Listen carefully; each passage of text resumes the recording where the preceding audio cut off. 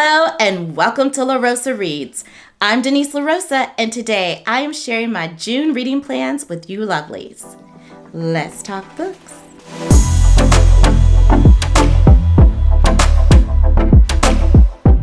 How did we get here to halfway through 2024? I feel like it was yesterday, it was New Year's Eve, and yet we're here. Whatever the case may be for you, whether you feel like this year has flown by or not, it's time for us to share our June reading plans. June is Black Music Month, and it is time for me to celebrate with Questlove's book, Music is History. This book has been on my shelves for a long time, and I intend on reading it this special month. Focusing on the years 1971 to the present, speaking my language, Questlove finds the hidden connections in the American tapestry, whether investigating how the Blaxploitation era reshaped Black identity or considering the way disco took an assembly line approach to Black genius.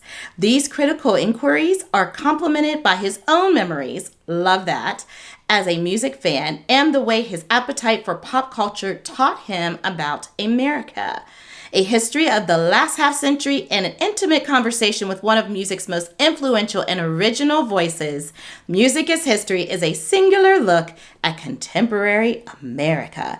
We've got Questlove, we've got great music, we've got a vibe. So not only is June Black Music Month, it is Pride Month, and I intend to celebrate by reading this lovely book titled Friday, I'm in Love by Cameron Garrett. I met Cameron at the Greater Pittsburgh Festival of Books last year.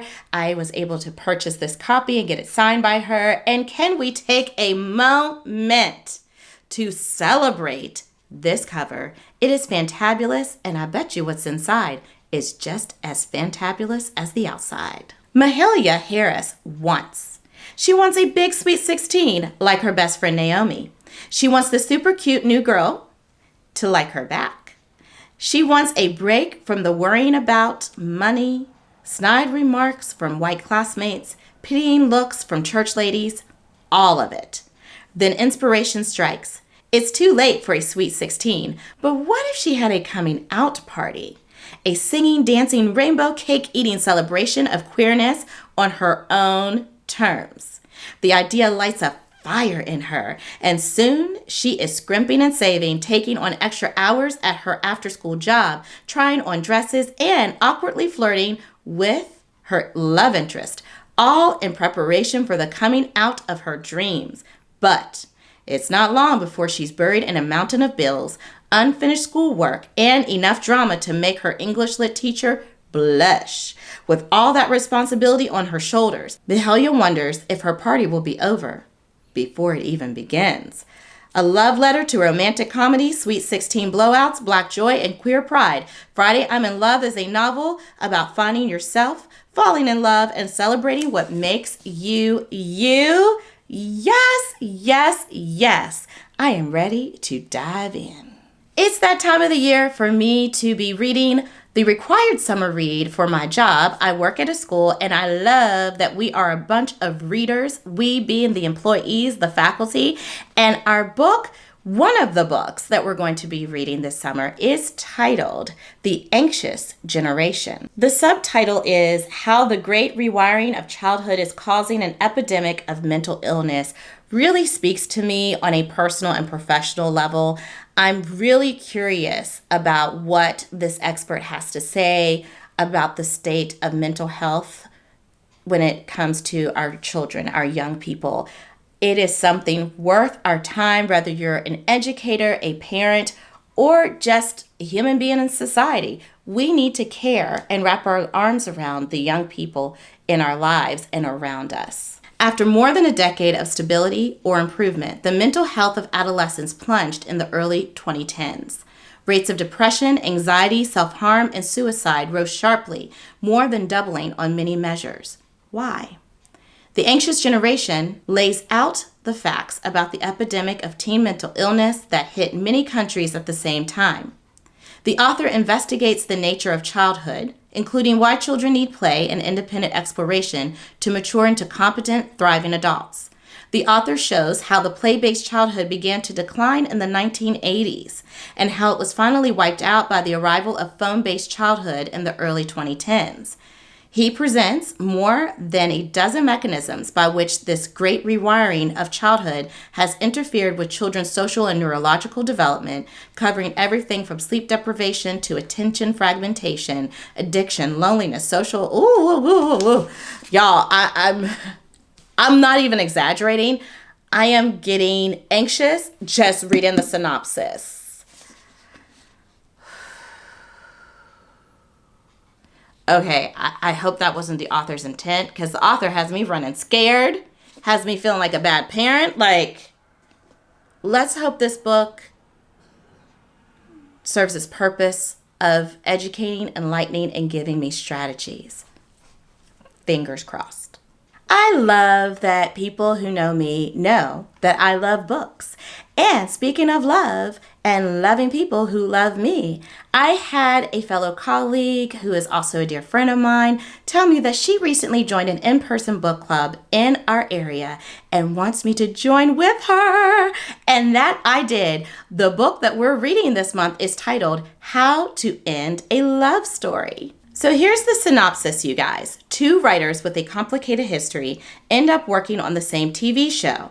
Can they write themselves a new ending? I love it already.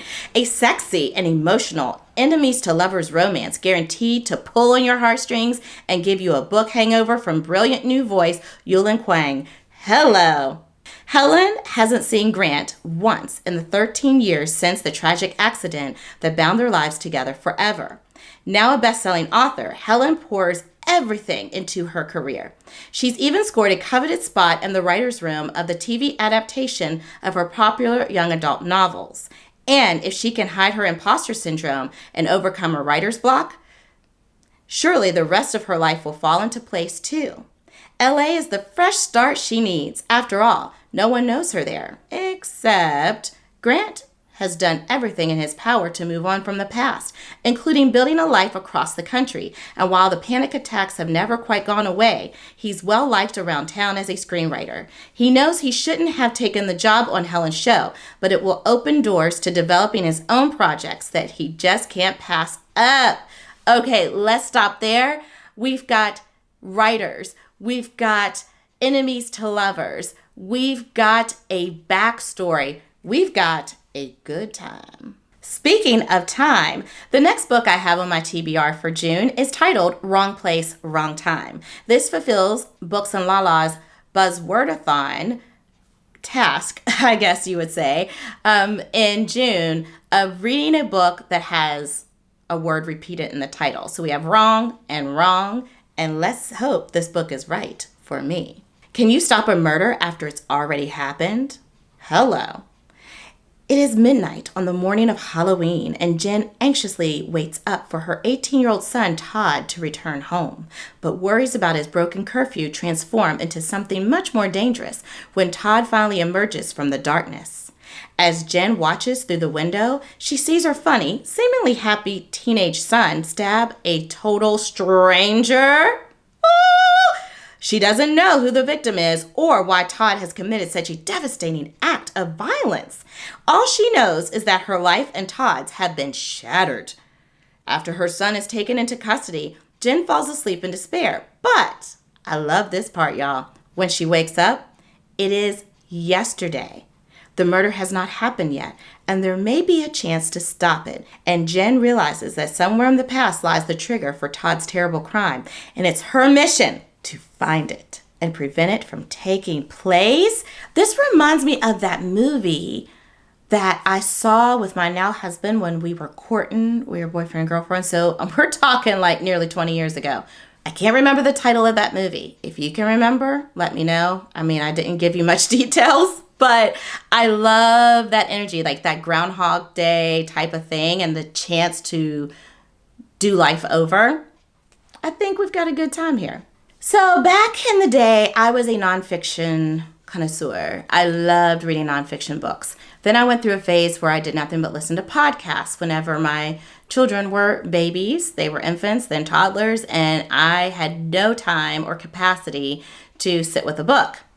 So I feel like I missed out on quite a few dazzling fiction reads from like the mid 2000s until around 2019. One of those is The Girl with the Dragon Tattoo. So unless you've been sleeping under a rock, you should probably know what this book is about, and I believe there's even a movie adaptation, so I'm probably the only one left that is clueless, but I should read the synopsis just in case I'm wrong and I'm not the only one. Harriet is a member of one of Sweden's wealthiest families, and she's disappeared over 40 years ago. All these years later, her aged uncle continues to seek the truth. He hires Mikkel, a crusading journalist recently trapped by a conviction, to investigate.